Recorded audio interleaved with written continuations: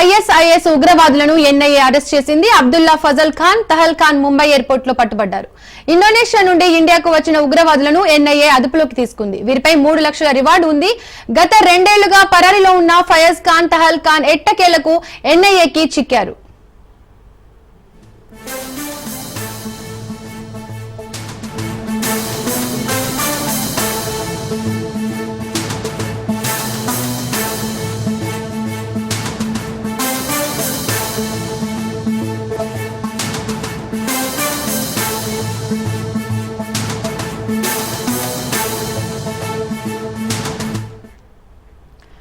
ఇద్దరు ఐఎస్ఐఎస్ ఉగ్రవాదులను NIA arrest చేసింది. అబ్దుల్లా ఫజల్ ఖాన్, తహల్ ఖాన్ ముంబై ఎయిర్పోర్ట్ లో పట్టుబడ్డారు. ఇండోనేషియా నుండి ఇండియాకు వచ్చిన ఉగ్రవాదులను ఎన్ఐఏ అదుపులోకి తీసుకుంది. వీరిపై 3 లక్షల రివార్డు ఉంది. గత 2 ఏళ్లుగా పరారీలో ఉన్న ఫయజ్ ఖాన్, తహల్ ఖాన్ ఎట్టకేలకు ఎన్ఐఏకి చిక్కారు. ఇదే అంశానికి సంబంధించి పూర్తి అప్డేట్స్ మా ప్రతినిధి సైదులు ఫోన్ ద్వారా అందిస్తారు. సైదులు, ఇద్దరు ఐఎస్ఐఎస్ ఉగ్రవాదుల్ని national investigation agency NIA arrest చేసింది. ఈ రోజు ముంబై విమానాశ్రయంలో అబ్దుల్లా ఫయాజ్ ఖాన్, తల్వా ఖాన్ అనే ఇద్దరు ఉగ్రవాదుల్ని అదుపులోకి తీసుకుంది ఎన్ఐఏ. ఇండోనేషియా నుంచి ఇండియాకు వస్తున్న సమయంలో వీరిద్దరిని అదుపులోకి తీసుకోవడం జరిగింది. గతంలో వీరిపైన 3 లక్షల రివార్డు ఎన్ఐఏ ప్రకటించింది. గత 2 ఏళ్లుగా ఫయాజ్ ఖాన్, తల్వా ఖాన్ వీళ్ళిద్దరు ఉగ్రవాదులు పరారులో ఉన్నారు. అయితే అబ్దుల్ ఫయాజ్ ఖాన్, తల్వా ఖాన్ ఇద్దరు కూడా 2023 పూణే బాంబు పేలుళ్ల కేసులో చాలా కీలకంగా వ్యవహరించినట్టుగా ఎన్ఐఏ వీళ్ళిద్దరిని గుర్తించింది. సో అప్పటి నుంచి ఇప్పటి వరకు కూడా దాదాపుగా 2 ఏళ్ల పాటు వీళ్ళిద్దరు ఇండోనేషియాకి వెళ్ళి అక్కడ తలదాచుకున్నారు. సో అక్కడ నుంచి తిరిగి మన భారత్ కు వస్తున్న సమయంలో ఈ రోజు వీళ్ళని ముంబై విమానాశ్రయంలో ఎన్ఐఏ ఇద్దరిని అరెస్ట్ చేసింది. అయితే ఈ కేసులో సంబంధించి 2023 పూణే బాంబు పేలుళ్ల కేసులో అత్యంత కీలకంగా వ్యవహరించారు. సో వీరితో పాటు మరి కొందరు ఈ కేసులో కీలకంగా ఉన్నారు. సో అదే ఈ యొక్క ఫయాజ్ ఖాన్ ఎవరైతే ఉన్నారో, అబ్దుల్ ఫయాజ్ ఖాన్, ఈయన గతంలో ఉగ్రవాద కార్యకలాపాలకు అనేక సార్లు పాల్పడుతూ వస్తున్నారు. ఐఎస్ లో చాలా కీలకంగా వ్యవహరిస్తున్నారు. వీరితో పాటుగా అనేక మందిని ఈ యొక్క టెర్రరిస్ట్ సంబంధించిన గ్రూపులు ఏదైతే ఉంటాయో అటువైపు కొందరిని ప్రోత్సహిస్తున్నట్టుగా కూడా సమాచారం. దానిలో భాగంగా ఈ యొక్క 2023 పూణే బాంబు పేలుళ్ల కేసులో అత్యంత క్రియాశీలకంగా ఈ యొక్క ఫయాజ్ ఖాన్, అబ్దుల్లా ఫయాజ్ ఖాన్, అదేవిధంగా తల్హా ఖాన్ వీళ్ళిద్దరు కూడా చాలా కీలకంగా వ్యవహరించి ఈ యొక్క బాంబు పేలుళ్లకి పాల్పడ్డారు. వెంటనే ఎన్ఐఏ కేసు నమోదు చేసి దర్యాప్తు చేసింది. ఆ సమయంలో వీళ్ళిద్దరు చాలా కీలకంగా ఉన్నట్లు ఆధారాలు ఎన్ఐఏ గుర్తించింది. సో వీళ్ళిద్దరిని పట్టుకునే సమయంలో వీళ్ళిద్దరు ఇమీడియట్ గా వీళ్ళు వెళ్ళిపోవడం జరిగింది. ఇండోనేషియా దేశానికి వెళ్ళిపోయి అక్కడ తలదాచుకున్నారు. సో 2 ఏళ్ల నుంచి దాదాపుగా 2 సంవత్సరాల నుంచి కూడా అక్కడ ఇండోనేషియాలోనే ఉంటున్నారు. సో అప్పటి నుంచి కూడా వీరిపైన ఒక నిఘా పెట్టి ఉంచినటువంటి ఎన్ఐఏ ఈ రోజు ఇండోనేషియా నుంచి తిరిగి భారత్ కు వస్తున్న సమయంలో ముంబై ఎయిర్పోర్ట్ లోకి రాగానే ఇద్దరిని గుర్తించి వెంటనే అరెస్ట్ చేశారు. ప్రస్తుతం అయితే ఎన్ఐఏ అదుపులో ఇద్దరు ఉగ్రవాదులు ఉన్నారు. సో ఖచ్చితంగా వీరిని విచారణ చేస్తే మరికొంతమంది పేర్లు కూడా బయటకు వచ్చే అవకాశం ఉంది. దేశవ్యాప్తంగా ఉగ్ర కలాపాలకు వీళ్ళు పాల్పడుతున్నట్టుగా కూడా ఎన్ఐఏ గుర్తించింది కాబట్టి సో ప్రస్తుతం వీళ్ళైతే ముంబై ఎన్ఐఏ చెందినటువంటి అధికారుల ఆధీనంలో వీళ్ళిద్దరు టెర్రరిస్టులు ఉన్నారు కాబట్టి సో ప్రస్తుతం అయితే విచారణ కూడా కొనసాగుతున్నట్టుగా కూడా మనకైతే సమాచారం. ఎందుకంటే 2023 మనకి బాంబు పేలుళ్లు, పూణే బాంబు పేలుళ్ల కేసుని చాలా సీరియస్ గా తీసుకుంది ఎన్ఐఏ. ఎవరు ఇందులో కీలకంగా వ్యవహరించారు, ఏంటి, ఎందుకు ఈ యొక్క బాంబు పేలుళ్లకు పాల్పడాల్సి వచ్చిందని దానిపైన కూడా దర్యాప్తు చేపట్టింది. దానిలో భాగంగా ఈ యొక్క అబ్దుల్లా ఫయాజ్ ఖాన్, అదేవిధంగా తల్హా ఖాన్ ఇద్దరు ఉగ్రవాదులు చాలా కీలకంగా వ్యవహరించి ఈ యొక్క బాంబు పేలుళ్లకు పాల్పడ్డట్టుగా కూడా గుర్తించింది కాబట్టి సో ఇంకా ఈ కేసు ప్రస్తుతం ముంబై విమానాశ్రయంలో ఇద్దరు అదుపులోకి ఎన్ఐఏ తీసుకుంది కాబట్టి విచారించిన తర్వాత అనేక విషయాలు బయటకు కూడా వచ్చే అవకాశం ఉంది. ఎందుకంటే మనం చూసాము ఈ రోజు జమ్మూ అండ్ కాశ్మీర్ లో కూడా పహల్గామ్ లో కొంతమంది టెర్రరిస్టులు భారత్ లోకి చొచ్చుకొని వచ్చి అక్కడ భారత్ చెందినటువంటి పౌరులని 26 మందిని పొట్టన పెట్టుకున్నారు కాబట్టి సో ఈ గ్రూప్ ఏమైనా వీళ్ళు సంబంధం ఉందా అనే దానిపైన కూడా విచారణ చేసే అవకాశం అయితే ఉంది. సో ఏదేమైనా సరే ప్రస్తుతం అయితే మాత్రం పోలీసుల అదుపులో మాత్రం అబ్దుల్లా ఫయాజ్ ఖాన్, అదేవిధంగా తల్హా ఖాన్ వీళ్ళిద్దరు కూడా ఎన్ఐఏ అదుపులో ఉన్నారు కాబట్టి సో త్వరలోనే వీళ్ళు ఇంకెక్కడైనా ఇలాంటి బాంబు పేలుళ్లకు పాల్పడ్డారా, వీళ్ళ ప్రమేయం ఇంకెక్కడైనా ఏదైనా కేసులో ఉన్న దానిపై కూడా విచారణ చేసే అవకాశం ఉంది. చేరిన తర్వాత మనకి అన్ని వివరాలు కూడా త్వరలోనే బయటకు వచ్చే అవకాశం అయితే కనిపిస్తుంది. సో ఏదైనా 2.5 ఏళ్ల తర్వాత వీళ్ళు దాదాపుగా బయటకు వచ్చారు. అందుకంటే అప్పటి నుంచి ఇప్పటి వరకు కూడా పరారీలోనే ఉన్నారు. వీరిపైన ప్రత్యేక నిఘా పెట్టింది ఎన్ఐఏ. ఎందుకంటే ఆ కేసు చాలా సీరియస్ గా తీసుకుంది కాబట్టి, పూణే బాంబు పిల్లల కేసును చాలా సీరియస్ గా తీసుకుంది కాబట్టి అప్పటి నుంచి ఇప్పటి వరకు కూడా చాలా నిఘా పెట్టింది కాబట్టి, సో ఈ రోజు మనకి ముంబై విమానాశ్రయంలో అంటే ఇండోనేషియా నుంచి ఇండియాకి వస్తున్న సమయంలో ముంబై విమానాశ్రయంలో పక్కా సమాచారం మేరకు వాళ్ళిద్దరిని కూడా అదుపులోకి తీసుకుంది NIA. Right Saidulu, thank you. Hyderabad లో వామపక్షాల నేతలు పోరుబాట పట్టారు. ఉప్పల్ మెట్రో స్టేషన్ ఎదుట ఆందోళన చేపట్టారు. మెట్రో రైలు ఛార్జీల పెంపును నిరసిస్తూ ధర్నాకు దిగారు. అంతేకాదు పెంచిన ఛార్జీలను రద్దు చేయాలంటూ డిమాండ్ చేస్తున్నారు. ఎలాంటి నష్టాలకు వారే బాధ్యత వహించాలన్నారు. నష్టాల సాకుతో ప్రజలపై భారం మోపుతారా అంటూ నిలదీశారు.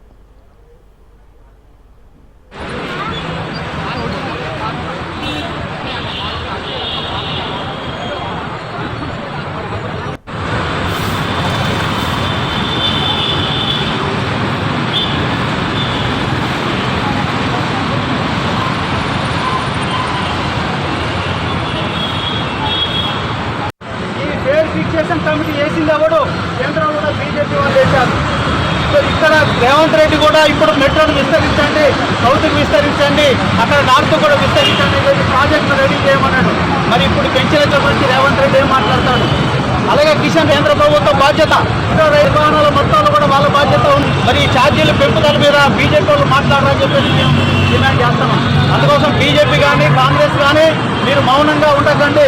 ప్రజల భారాలని ఆలోచించి దాన్ని తగ్గించే దానికోసం మీరు కూడా ముందుకు రావాలి.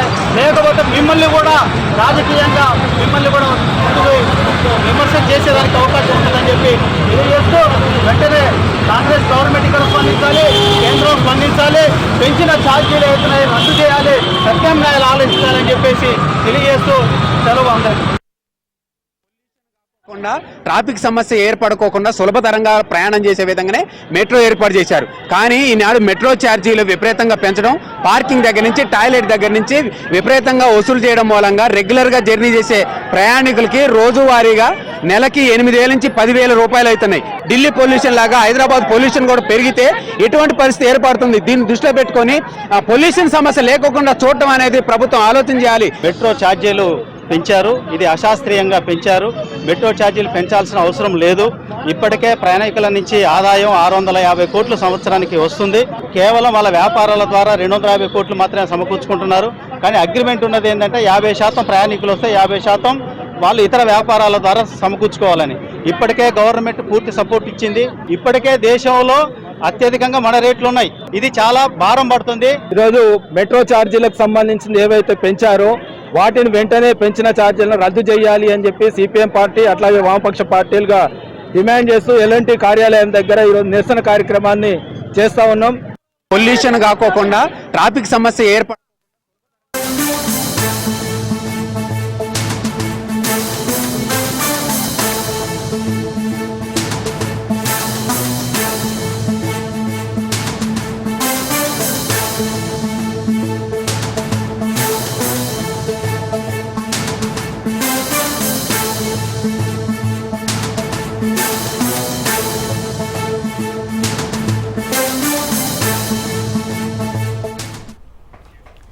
విజయవాడలో ఘరానా మోసం వెలుగు చూసింది. నిరుద్యోగులను కేటుగాళ్లు నిండా ముంచారు. ట్రైనింగ్ ఇచ్చి ఉద్యోగాలను ఇస్తామంటూ దగా చేశారు.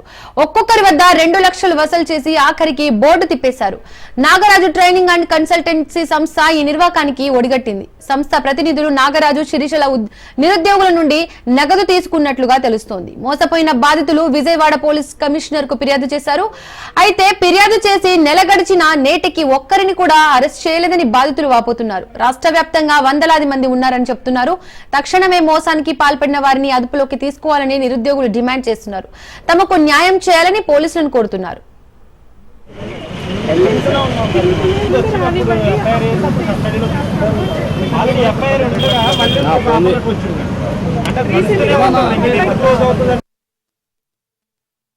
నాగరాజు కన్సల్టెన్సీ అండ్ సర్వీసెస్ మొగలరాజుపురంలో ఉందండి బ్రాంచ్. ఇది వీళ్ళు ఏంటంటే Naukri.com లో మేము జాబుల కోసం అని పెట్టుకుంటాం మా డీటెయిల్స్ అని. ఆ డీటెయిల్స్ వీళ్ళు ఎలా సేకరిస్తున్నారో తెలియదు. వాళ్ళు డైరెక్ట్ ఫోన్ చేసి ఇలా మా దగ్గర జాబ్స్ ఉన్నాయని చెప్పి 45 రోజులు ట్రైనింగ్ ఇచ్చి మీకు 45 డేస్ తర్వాత 100% జాబ్ ఎక్స్పీరియన్స్ ఇస్తామని చెప్పి పర్ హెడ్ 2,50,000 నుంచి 3,50,000 వరకు పే చేయించుకున్నారండి. ఆల్మోస్ట్ ఇది జరిగి వన్ ఇయర్ నుంచి జరుగుతుంది. ఇది ఫేక్ ఆఫర్ లెటర్ ఇస్తున్నారు అనమాట. గట్టిగా అడుగుతుంటే డబ్బులు రిటర్న్ చేస్తామని చెప్పి ఎప్పుడైతే మనం గట్టిగా అడుగుతున్నామో అప్పుడు ఏదో ఒక ఆఫర్ లెటర్ అంటే ఫేక్ అనమాట, జెన్యున్ కాదు. తీరా అది ఇచ్చిన తర్వాత ఆన్ బోర్డింగ్ జరుగుతుంది అని చెప్పి అలా ఇంకో 2 నెలలు వెయిట్ చేయించడం, అడిగితే మళ్ళీ గట్టిగా మాట్లాడతాం. ఒక రోజు మేము ఫిబ్రవరి 12వ తారీఖున నేను మా బ్రదర్ వెళ్ళి అడిగితే వెళ్ళామండి. అడిగితే ఆ నాగరాజ్ అన్న అతను 100కు ఫోన్ చేసి పోలీసు వాళ్ళని రప్పించి రివర్స్ లో మా మీద కేసు పెట్టాడండి. ఇలా వచ్చి ఆఫీస్ భద్ర కూడా వేస్తామంటున్నారని చెప్పి. అక్కడికి వెళ్తే చాలా మంది ఇలా మోసపోయి ఉన్నారో మేము చూస్తామని చెప్పి పోలీసు వాళ్ళు అంటున్నారండి, మాచవరం పిఎస్ వాళ్ళు. నెక్స్ట్ అక్కడ ఎఫ్ఐఆర్ వేసారండి. కాకపోతే ఇంకా ఎఫ్ఐఆర్ వేసి ఆల్మోస్ట్ 1 మంత్ అవుతుంది. మనం కస్టడీలో తీసుకోలేదు, పైగా అరెస్ట్ చేయలేదు, రిమాండ్ కూడా పంపించలేదు, కనీసం విచారణ కూడా జరపలేదని చెప్పి తెలిసింది సార్. ఇవాళ మేము ఒక రోజు అదే సిపి ఆఫీస్ లో కంప్లైంట్ చేసామండి, స్పందనలో పెట్టాం. 15 రోజుల్లో క్లియర్ అవుతుంది మీ ఇష్యూ అని చెప్పి సైన్ చేసి ఇచ్చారండి ఇలాగా. కానీ మాకు దీనికి సంబంధించి ఏ న్యాయం జరగలేదు మాకు. సో ఇవాళ వచ్చాం మేము పిఎస్ లోకి వచ్చి మాట్లాడదామని వస్తే అక్కడ అందరూ బందోబస్తుకి వెళ్ళిపోయారని చెప్పారండి. సరే అయితే ఎవరైతే డబ్బులు కట్టించుకున్నారో వాళ్ళకి మేము ఫోన్ చేసామండి. ఫోన్ చేస్తే వాళ్ళు ఫోన్ లిఫ్ట్ చేయట్లేదు అంటే మాకు వాళ్ళ ఇంటి అడ్రస్ తెలుసుకుని వెళ్ళి అడిగామండి. ఇలాగా మీరు ఫోన్లు ఎత్తకుండా ఉంటే ఏంటి దానికి సమాధానం అని చెప్పి అడిగితే ఆమె రివర్స్ లో మళ్ళీ మా ఇంటికి వచ్చి గొడవ పెడతానని మేము హరాస్మెంట్ చేస్తాం, కేసు పెడతాను మీ మీద అని చెప్పి అన్నదండి. అయితే అక్కడికి ఆల్రెడీ ఎవరికి చేసిందో తెలియదండి, ఒక కానిస్టేబుల్ వచ్చారు. ఆల్రెడీ వచ్చి ఆమెను తీసుకుని వెళ్ళి మమ్మల్ని కూడా రమ్మన్నారండి. మేము సిపి గారిని కలుద్దామని వచ్చామండి. ఇక నిరుద్యోగులను నిండా ముంచిన కేటుగాళ్ల గురించి మరింత సమాచారాన్ని మా ప్రతినిధి శ్రీనివాస్ ఫోన్ ద్వారా అందిస్తారు. శ్రీనివాస్,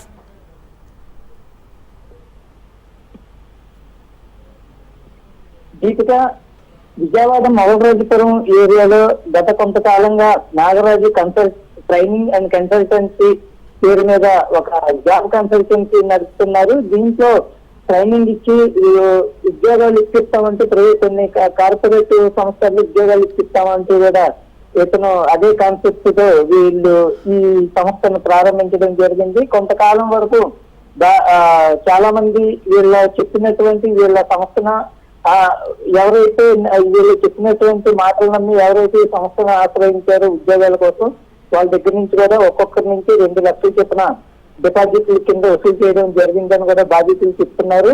అయితే రాష్ట్ర వ్యాప్తంగా కూడా అనేక ప్రాంతాల్లో వీళ్ళు ఇదే స్థాయిలో వీళ్ళకి నాగరాజు ట్రైనింగ్ అండ్ కన్సల్టెన్సీ సంస్థకి 10 లక్షల్లో డబ్బులు కట్టినట్టు కూడా చెప్తున్నారు. వీళ్ళకి రాష్ట్ర వ్యాప్తంగా అనేక జిల్లాల్లో బాధితులు ఉన్నట్లు కూడా తెలుస్తా ఉంది. అయితే డబ్బులు కట్టిన తర్వాత ట్రైనింగ్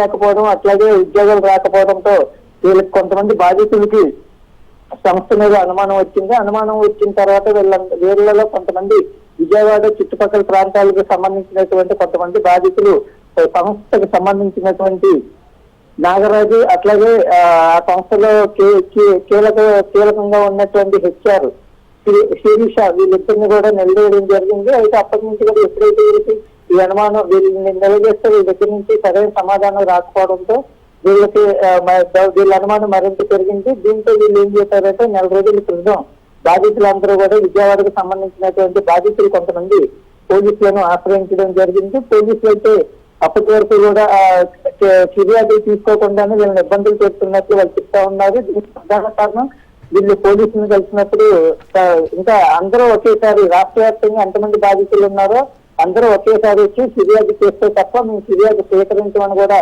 వీళ్ళు పోలీసులు తేల్చి చెప్పినట్టు బాధితులు మీడియాకు చెప్పడం జరిగింది. అయితే ఇదే నేపథ్యంలో స్థానిక పోలీస్ స్టేషన్లలో తమకు న్యాయం జరగట్లేదని భావించినటువంటి బాధితులు అందరూ కూడా నిన్న విజయవాడ పోలీస్ కమిషనర్ కార్యాలయానికి వచ్చి నేరుగా సిపికి ఫిర్యాదు చేయడం జరిగింది.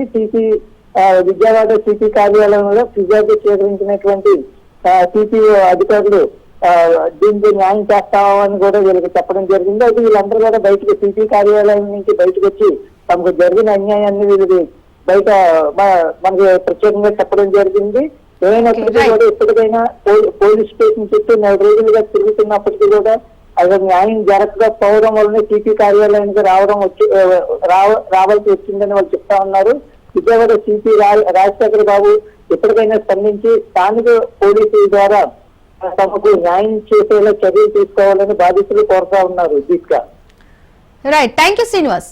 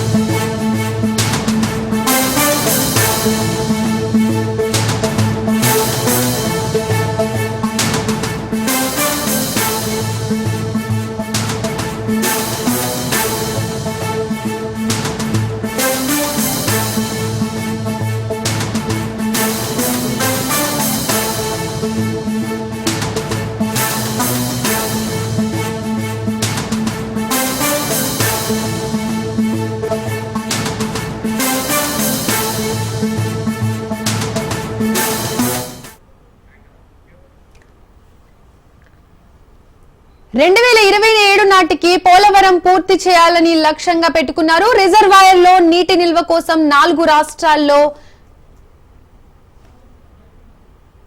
ఏపీ, తెలంగాణ, ఛత్తీస్గఢ్, ఒడిశా ప్రాంతాలకు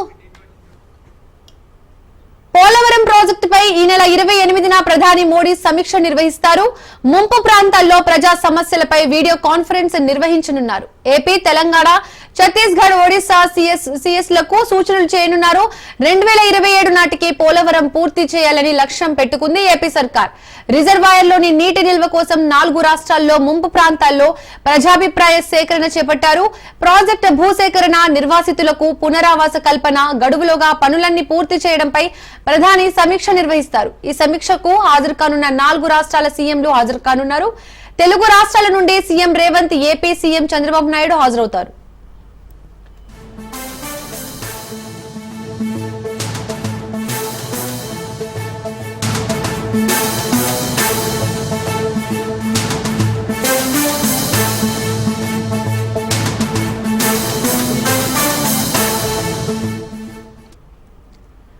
పాకిస్తాన్ తో సంబంధాలున్న 6 అరెస్ట్ అయ్యారు. హర్యానాలో ప్రముఖ లేడీ యూట్యూబర్ అరెస్ట్ కాగా హిస్సార్ లో జ్యోతి మల్హోత్రాను అరెస్ట్ చేశారు పోలీసులు.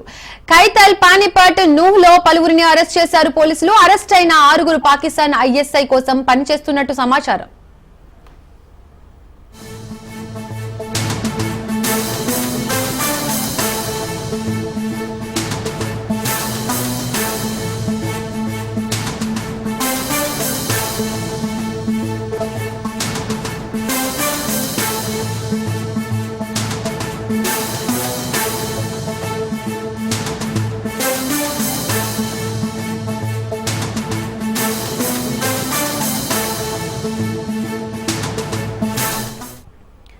పాకిస్తాన్ తో సంబంధాలున్న 6 అరెస్ట్ అయ్యారు. హర్యానాలో ప్రముఖ లేడీ యూట్యూబర్ అరెస్ట్ కాగా హిస్సార్ లో జ్యోతి మల్హోత్రాను అరెస్ట్ చేశారు పోలీసులు.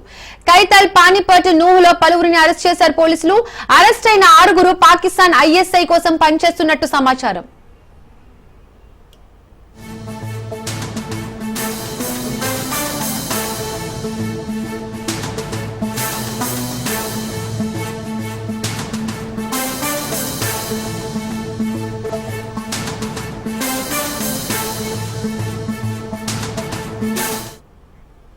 ఇక ఈ అంశానికి సంబంధించి పూర్తి అప్డేట్స్ మా ప్రతినిధి మహేందర్ అందిస్తారు. మహేందర్,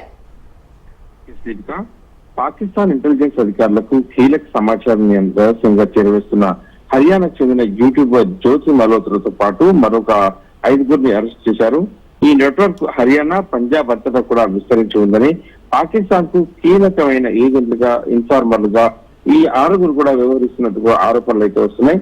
యూట్యూబర్ జ్యోతి మల్హోత్రా అలాగే కమిషన్ ఏజెంట్ల ద్వారా వీసా తీసుకుని 2023లో పాకిస్తాన్ సందర్శించినట్టు అధికారులు వెల్లడించారు. ఆమె పర్యటన సందర్భంగా న్యూఢిల్లీలో పాకిస్తాన్ హై కమిషన్ సిబ్బందిగా పనిచేస్తున్న ఎస్ఆర్ రహీం అలియాస్ డానిష్ తో ఆమె సన్నిహితంగా సంబంధాలు పెంచుకుంది. అయితే భారత ప్రభుత్వం అయితే ఫర్సానా నాన్ బ్యాడ్ గా ప్రకటించి మొత్తం మే 13/2025 డానిష్ తో బహిష్కరించింది. ఇటు జ్యోతిని అతను కొంతమంది పాకిస్తాన్ ఇంటెలిజెన్స్ ఆపరేటర్లుగా పరిచయం చేసినట్టు కూడా ఆరోపణలు అయితే వస్తున్నాయి. భారత్ లోని కీలక ప్రదేశాలకు సంబంధించినటువంటి ఈ సున్నితమైన అంటే చాలా డీటెయిల్స్ గా ఉన్నటువంటి సమాచారాన్ని, కాంపిటెంట్ ఉన్న సమాచారాన్ని పాకిస్తాన్ కు ఈ యూట్యూబర్ జ్యోతి అయితే చేరవేసిందని తెలుస్తుంది. సోషల్ మీడియాలో పాకిస్తాన్ కు సానుకూలంగా ఇమేజ్ ని ప్రదర్శించడానికి ఆమె చురుగ్గా ఉపయోగపడుతున్నారని అధికారులు తెలుపుతున్నారు. జ్యోతిపై భారతీయ న్యాయస్థానం బిఎన్ఎస్ సెక్షన్ 152 అధికారిక వ్యవస్థల చట్టం 1923లోని సెక్షన్లు 345 కింద కేసు నమోదు చేసి ఆర్థిక నేరాల విభాగాన్ని కూడా అప్పగించిన పరిస్థితి ప్రజెంట్ ఆ సిచ్యువేషన్ అయితే ఉంది అక్కడ సెక్షన్ లో.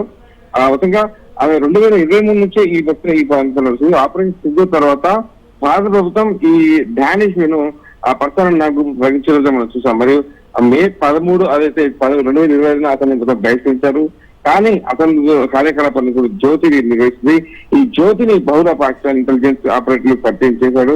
తాను మొత్తంగా ఈ 6 టీమ్ తో కలిసి మొత్తం గూఢాచార్యం అక్కడ అంటే ఇక్కడ సమాచారం అంతా కూడా పాకిస్తాన్ కు చేరవస్తున్నట్టుగా అభియోగాల నేపథ్యంలో వారిని అరెస్ట్ చేశారు. Right, thank you Mahender.